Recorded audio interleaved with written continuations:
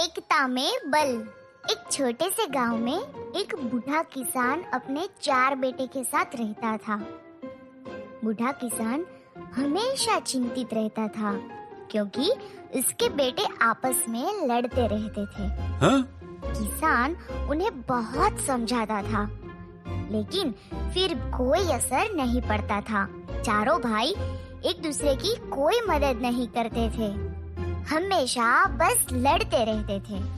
समय बीतता गया, बूढ़ा किसान बीमार हो गया। किसान अपने बेटों को लेकर बहुत परेशान रहता था।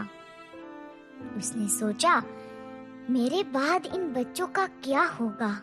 मैं इन्हें समझा समझा कर थक गया हूँ, लेकिन ये है कि समझते ही नहीं। इन्हें समझाने के लिए मुझे कोई तरकीब लगानी होगी। यह सोचकर एक दिन किसान ने अपने चारों बेटों को बुलाया और उन्हें एक लकड़ियों का गट्टा दिया और बोला, मेरे बच्चों, यह एक साधारण लकड़ियों का गट्टा है। तुम इसे 2 हिस्सों में तोड़ दो और ऐसा करने का सभी को बराबर मौका मिलेगा। इसमें भी चारों भाई आपस में लड़ने लगे और एक दूसरे को नीचा दिखाने लगे। जब किसान बोला, अब लड़ना बंद करो और जैसा मैं बोल रहा हूँ वैसा करो। सबसे पहले किसान के बड़े बेटे ने लकड़ियों का गट्टा लिया और तोड़ने लगा।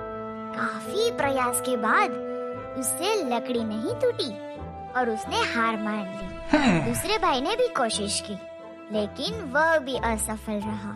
बाकी के 2 भाइयों ने भी प्रयास किया, लेकिन वह लोग भी तोड़ नहीं पाए।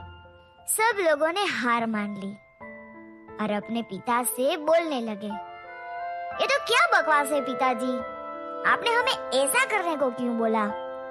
किसान ने कुछ नहीं बोला और लकड़ियों का गट्टा लिया और उसमें से एक लकड़ी अलग की और सभी को दी और बोला, अब इसे तोड़ो।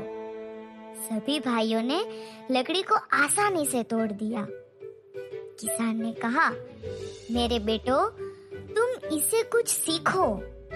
केवल एक लकड़ी आसानी से तोड़ दी जाती है, लेकिन अगर 4 लकड़ी एक साथ रखो तो उसे तोड़ना मुश्किल होता है। तुम सभी इस लकड़ियों की तरह हो मेरे बच्चों। अगर तुम सभी साथ रहोगे तो कोई भी तुम्हारा बाल नहीं बांका कर सकता। इस बार सभी बेटों को ये बात अच्छे से समझ आ गई और फिर वह साथ मिलजुल कर रहने लगे। तो बच्चों, हमें सीख मिलती है कि एकता में ही सच्ची शक्ति होती है।